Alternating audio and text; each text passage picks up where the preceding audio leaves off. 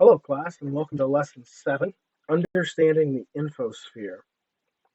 Right now, you're thinking, what the heck is an infosphere? Well, that's precisely, as the title indicates, what we're going to talk about, but first, a little bit of brief recap and introduction.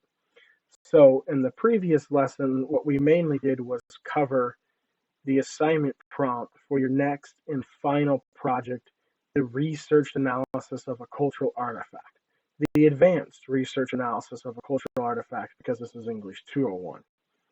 As I mentioned in that lecture, we do a similar project at the end of my English 101 classes because the skills you learn for that project are so vital and so important to your continuing education and to entering the workforce, whatever your future career goals might be.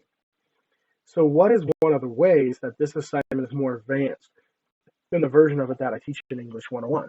Well, a key component of it, a very important component of it that is not part of the assignment in 101 is a short section called the infosphere. So we're going to spend this lesson, and actually the next lesson as well, devoted to learning what the infosphere is and how to write a really great infosphere. Couple of quick notes on that. This lesson has a lot of reading attached to it, an article about the infosphere project, several example infospheres. The next lesson after this doesn't have any new reading material, just the same reading material for review, and it actually doesn't have a lecture. That's because for lesson 8, I'm actually going to ask you to write a rough draft, essentially, of an infosphere for your discussion board post. So you'll learn all about what an infosphere is in this lesson, and for your discussion board post for this lesson, analyze and evaluate some sample papers. But that is all preparation for the entire next lesson being devoted to writing a really good infosphere. Because if you do a good job on that first infosphere you write in lesson 8, you can actually use it in your final paper. I'll talk about that more later in the lecture, but I wanted you to know where we're going with this lesson and the next lesson, why we're doing them, how they all contribute to that final paper. So to sum up here, we'll learn about the infosphere, what it is. In the next lesson, you'll take all that knowledge and you'll write one. So first, we'll finally answer this question, what the heck is an infosphere? Next, we'll talk about how it fits in to the final project, because an infosphere can actually be a standalone project. And for your next lesson, you'll write a standalone infosphere. But in lessons 9 and 10, we'll see how to integrate that infosphere into your final writing project. And today we'll answer the question of why you're going to do that and real briefly look at how, but look at the how in more detail in lessons 9 and 10. And then because infosphere primarily includes research, it's an analysis of the sources you'll use in your paper, we do have to talk about how do I find good sources. So I cover this part 3 in really thorough detail in English 101. All of lesson 7 is in English 101 is on part 3 of this particular lesson here. Now, we're only going to spend one slide on it today because whether you had me or a different instructor for English 101, you should be very familiar from your English 101 experience with how to find good sources. But if for some reason your English 101 experience did you a disservice in that area, or you would just like a little bit more of a refresher than this lecture provides, please reach out to me, send me an email, or come to my Zoom office hours, and I will help you out. We'll figure that out. Finally, we're going to look at one of the sample infospheres in detail to see what does this actually look like, because you can read all about it, but it's very abstract. It's not something you've probably written before, I would guess. So seeing an example, being able to say, this sentence here fulfills this type of sentence from the assignment requirements will hopefully really flesh out this idea for you. And by the end of this lecture, you'll have a full portrait, a full picture of what an infosphere is so that next week you can go and write one, no problem. All right, what is an infosphere? This is kind of a funny image from the show Futurama, where these evil aliens whose goal is to acquire as much knowledge in the universe as possible, have stored it in this funny looking space station that kind of looks like the Death Star, and they call it an infosphere. Well, in a way, the infosphere you're going to write is like a little miniature version of this, because you're acquiring knowledge about a certain subject and putting all of it in one place. That's what an infosphere is. Let's flesh that out a little bit. So I did assign a kind of very academic article for you, probably more academic than the things I've asked you to read before. And it's really an article written to other teachers, um, arguing that they should assign infospheres for their students. So why would I ask you to read something like that? Well, first, I really only asked you to skim it and to read the last about page and a half that discusses an actual infosphere assignment. But if you did read some of it and you did find it intriguing, you're probably thinking right now about how does that connect with our class, because the author makes some really interesting points about contemporary culture. So the reason I asked you to at least skim that piece is to see why the infosphere is so relevant to doing the kind of writing you do in an English 101 or 201 class, but right now, in the kind of world we live in right now.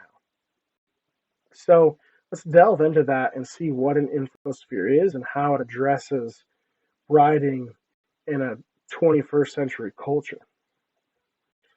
An infosphere, to put it succinctly, is a new type of annotated bibliography.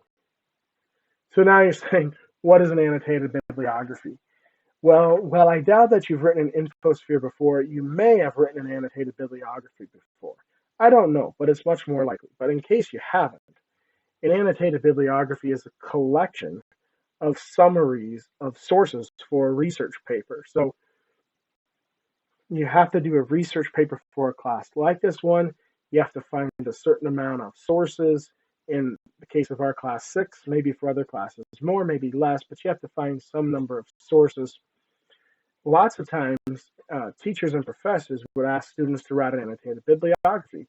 And that's where you write usually about 3 or 4 sentences, and you sum up the argument of a source in that many sentences. Then you move on, you sum up the argument of the next source.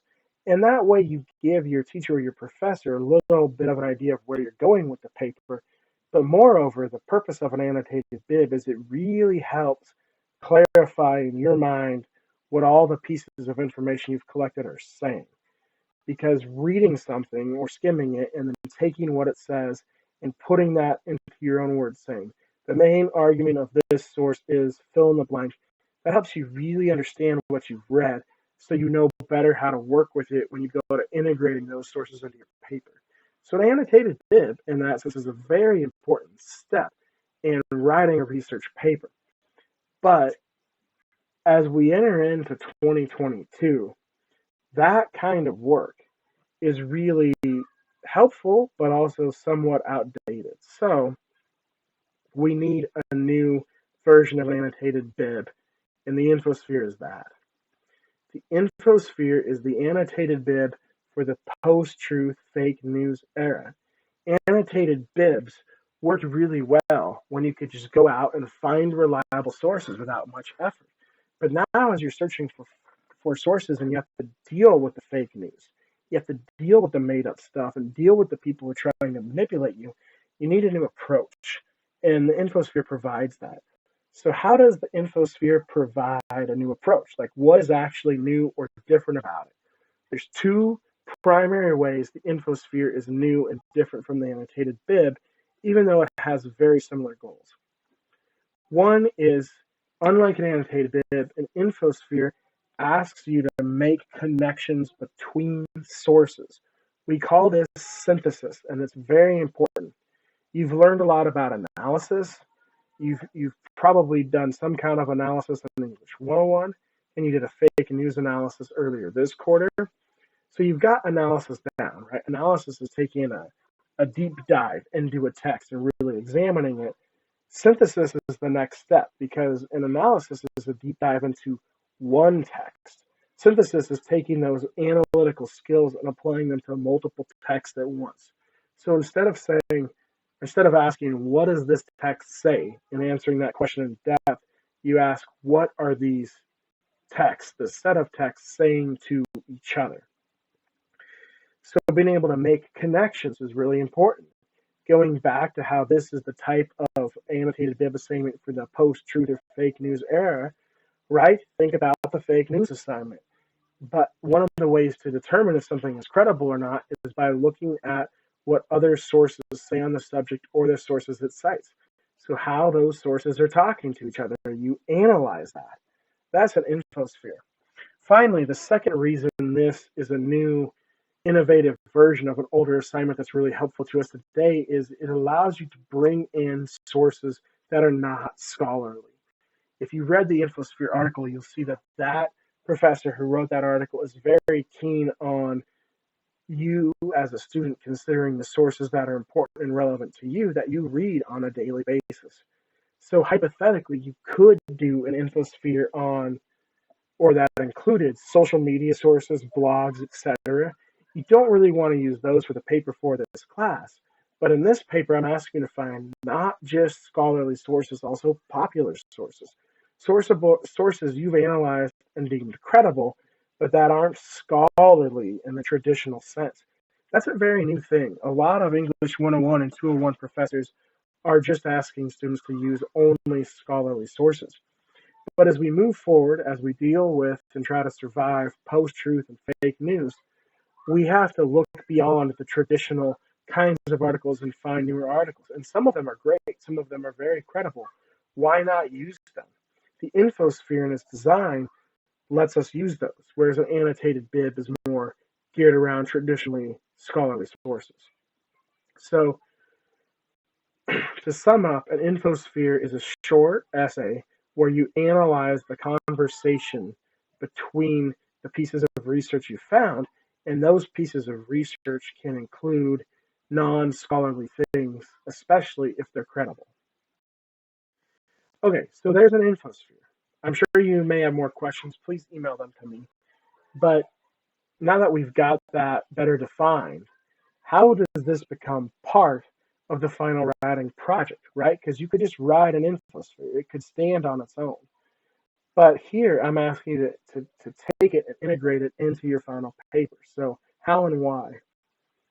This next quote is actually from the task portion of the assignment prompt.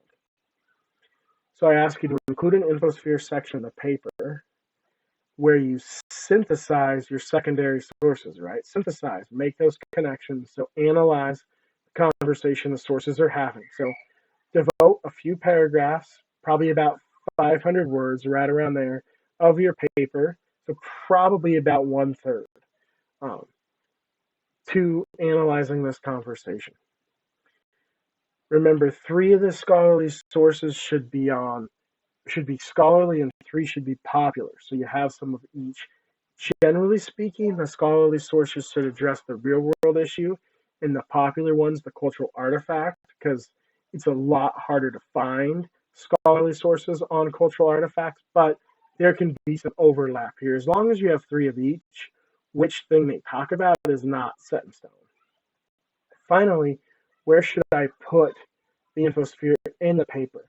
Ideally, after the introduction, before you get into analyzing the artifact.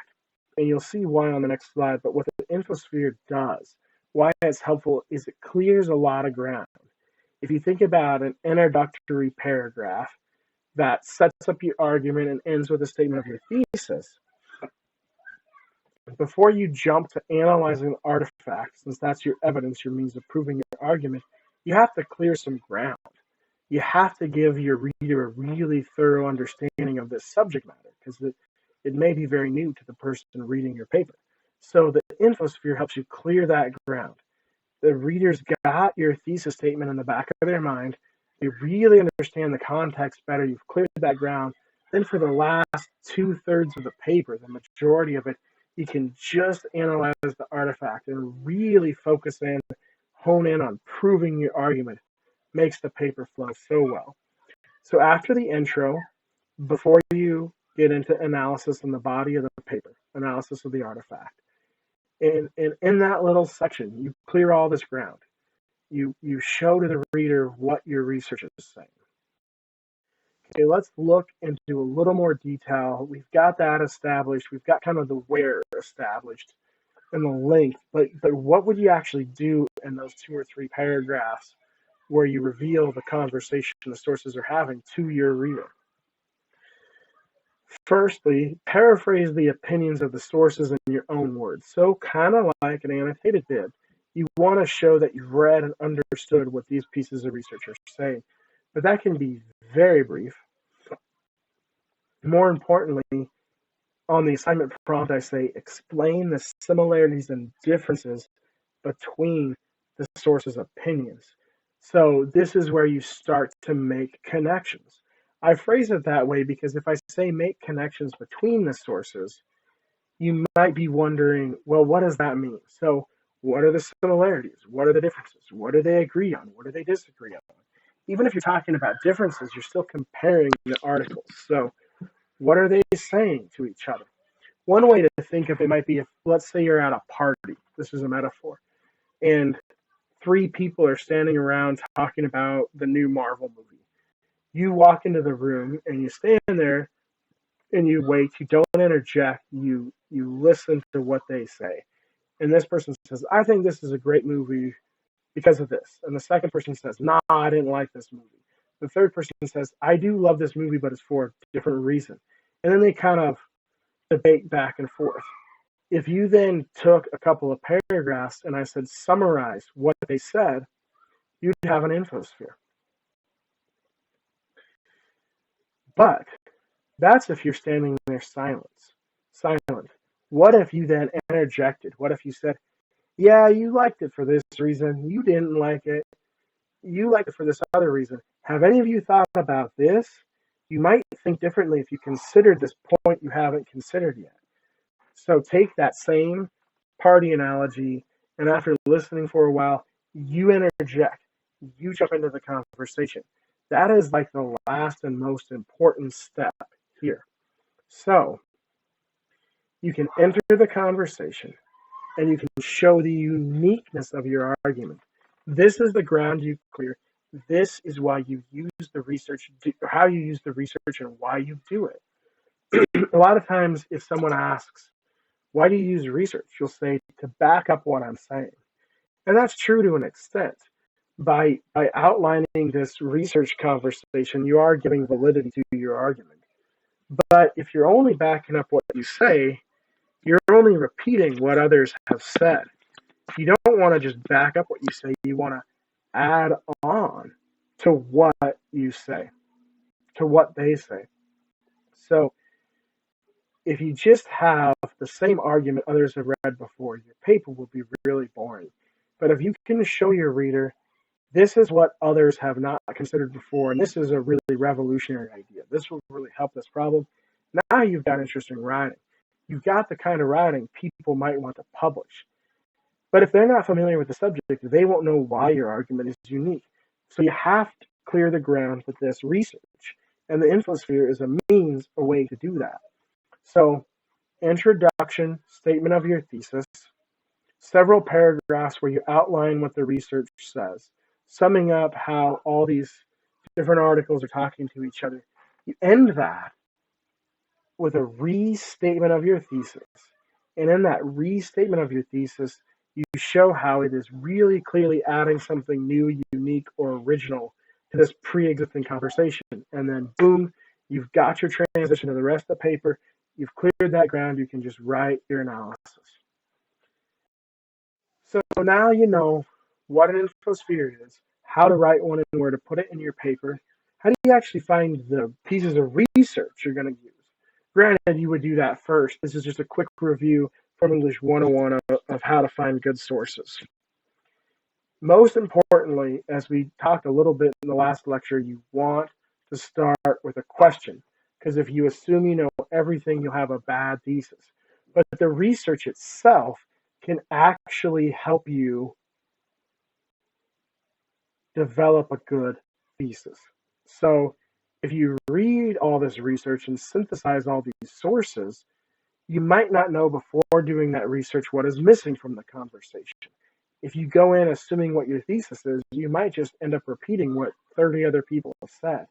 But if you do all the research, you synthesize it in a good infosphere, then you can say, oh, no one thought of this. Boom, you finally got your thesis. And now it's a really unique, original thesis. That's why we do the infosphere, and I actually ask you to write one in lesson 8. You may have a really good original thesis figured out by lesson 8, and you can include it at the end of your lesson 8 infosphere, but you don't have to, because through the process of writing the infosphere in lesson 8, you may figure out exactly what your thesis is. So don't start with a thesis, start with a question. I want to give you a sample question now to show you how to find good sources. So you have to have a real world issue and a cultural artifact. What if your real world issue was race relations and you want to use the film Black Panther as your cultural artifact? Makes sense, right? So you could pose the question in that hypothetical example, what does the film Black Panther have to say about race? You could get more specific than that. It depends on how much you already know and how much you want to learn, but that's just one example. Now, if you type this question into a search engine, you're either going to get 2 billion results or 0 results. If you type it in just as it is here, you'll get billions and billions of results, because that search engine is going to look for any article with the word what, any article with the word does, any article with the word the, any article with the word the film, and so on and so forth. That's too many sources. You don't want to read that many sources, do you? So let's put quotation marks around it. If you put quotation marks around it, you'll find, the search engine will only find sources that have all those words together. You probably might get something, but you probably get close to 0. That's not enough sources. You need at least some sources to read. So start with a question so that you learn about the topic as you research, but when you're actually in the search engine, extrapolate from your research question search terms. Based on my question, these are the terms I'm going to put into the search engine. So I'm going to put Black Panther in quotes so that it finds Black and Panther together, not every article with Black and not every article with Panther. Then I'm going to put Marvel because I want this to be about the Black Panther, the movie by Marvel, not any other use of Black Panther. I don't want articles about zoos or something. And then my topic is race. So whatever your research topic is, write out a question for it, and then from that question, come up with some terms you can plug into the search engine. Put quotation marks around words you want it to find together, and avoid long phrases. Don't use more than 2 or 3 words in quotes, because then it just gets harder and harder to find stuff. Now, finally, where do you search? With this week's reading, I included something called an EW library guide.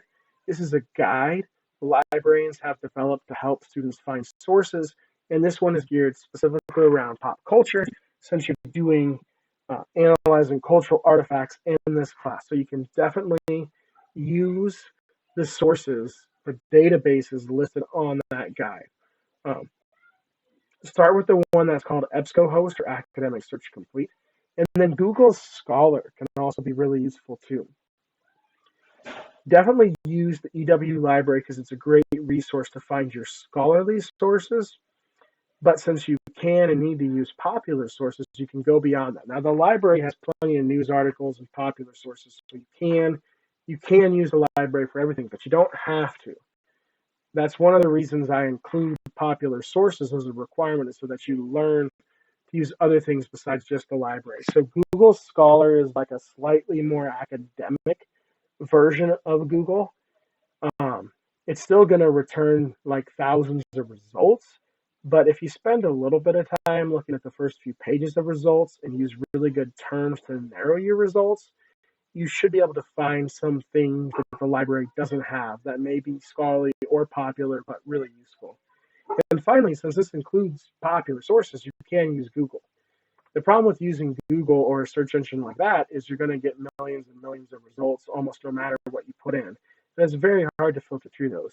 So if you use Google, which is fine since you can use popular sources, I suggest really knowing what you're looking for and having as specific and narrow as search terms as possible, and maybe even searching in a specific place. If you know a certain journal or web article publisher, web journal that publishes stuff on your topic, then like search in Google, plug in the name of your artifact and the name of that journal on Google. Like Vulture and Vox are really good web journals that study popular culture. So you could plug in Black Panther plus Vox or Black Panther plus Vulture, just as a few examples. Hopefully, this is enough review to get you started finding your sources.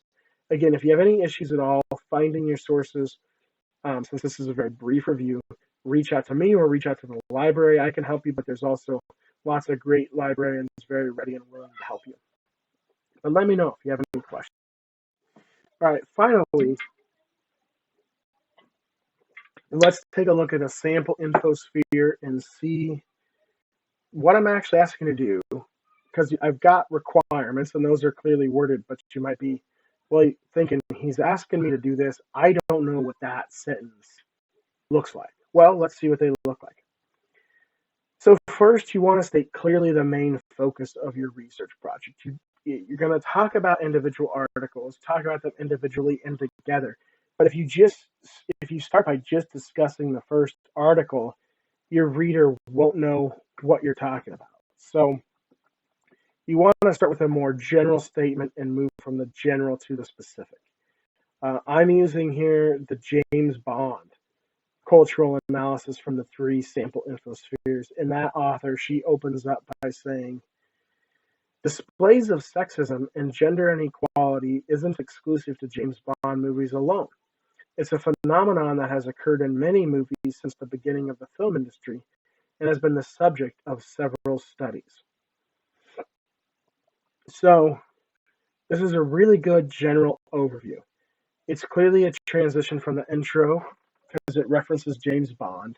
And in lesson 9, we'll look at sample papers that have these infospheres integrated into them, right? Because you're going to take this infosphere and eventually work it into your final paper. So right now, you're looking at the infospheres on their own. You'll see in lesson 9 how they fit into the larger paper. So there's already been an introductory paragraph here that I've removed, so you're just looking at the infosphere that addresses James Bond films. But even without that intro, you can see how just by reading this sentence, this infosphere is clearly about sexism in James Bond films and other movies. So good opening overview sentence. Like an introductory paragraph, but just for one paragraph, so introductory sentence. Moving on, you want to briefly paraphrase the argument of each source. So what does each source say on its own? Now, you don't want to do this like each one and then make connections. As you go from one to the next, you can make connections. So here's a really good example of the student, the author, the sample paper summing up the argument of an article in one short sentence. Using a team of content coders to analyze and document nearly 195 of the women that appeared in these Bond films over the years, she, the author, Neuendorf, found that, quote, despite societal progression of feminist ideology, the women of Bond continue to be portrayed in a rather limited and sex stereotyped manner. So,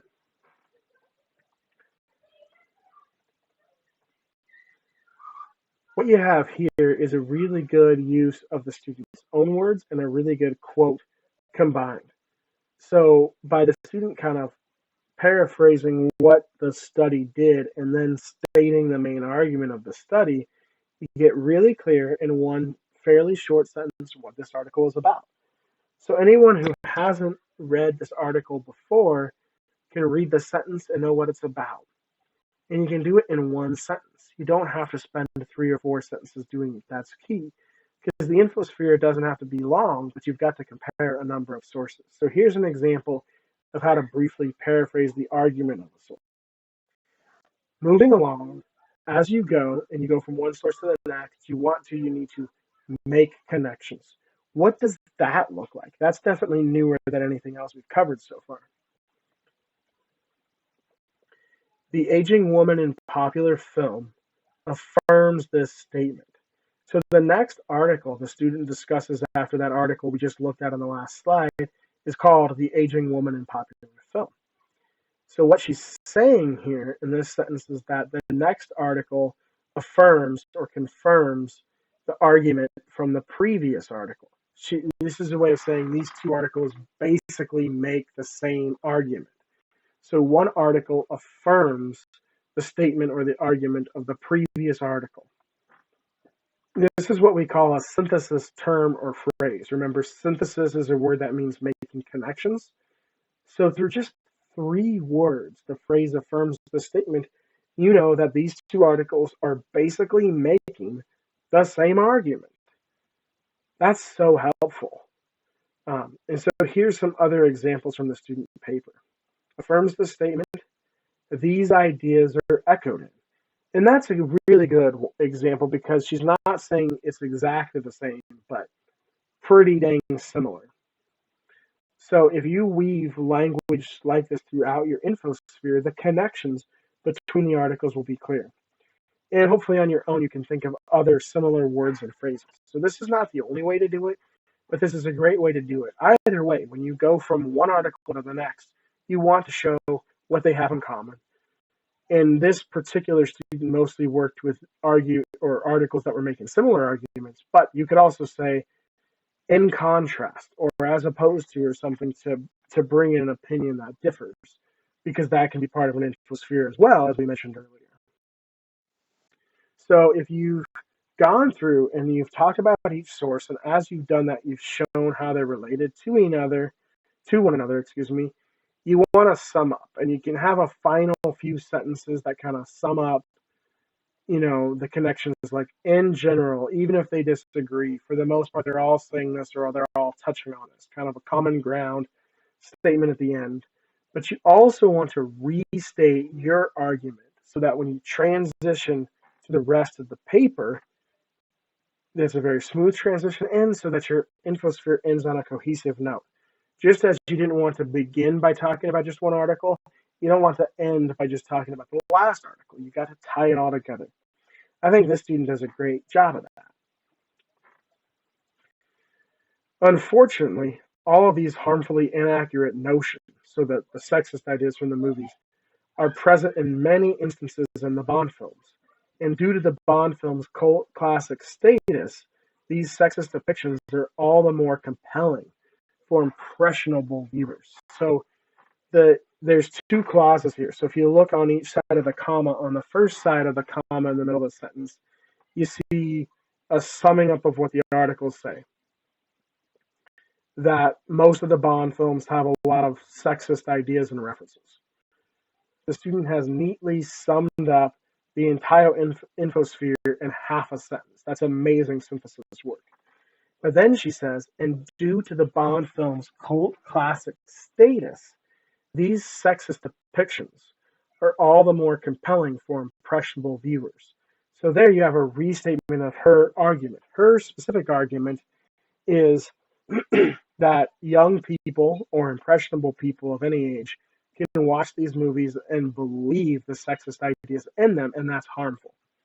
So you've got 2 things going on here. One is a clear statement of what all the articles say together, and then a clear statement of the student's argument. And by putting them in the same sentence, though you don't have to do it that way, it shows in a sense how the student's argument is unique. The articles say that the Bond films are filled with sexism. Students adding on to that by saying if young or impressionable people see this, it can have a negative influence. So you've got, like I said, the uniqueness of the argument coming through. So again, when you write your infosphere in lesson 8, you don't have to get all the way to the second part of this sentence, but you will in the final paper. So that's up to you whether you want to try to do that final part in lesson 8 or if you want to wait, all the way to the final paper to do it. So um, either way, it works because you can use your lesson 8 posts on your final paper, and you can establish the uniqueness of your thesis in that final paper, or you can do it first and just kind of revise. That's up to you. And again, it's how thoroughly you've formed your idea, because you may know what you want to say and you may already know how it's unique. That's great. Do it in lesson 8. But again, the act of writing that you'll do in lesson 8 may really help you figure it out, and then you'll do it later on. And that's great too, whatever works. So hopefully this was a good example of an infosphere, and hopefully it really made clear to you what I'm looking for here.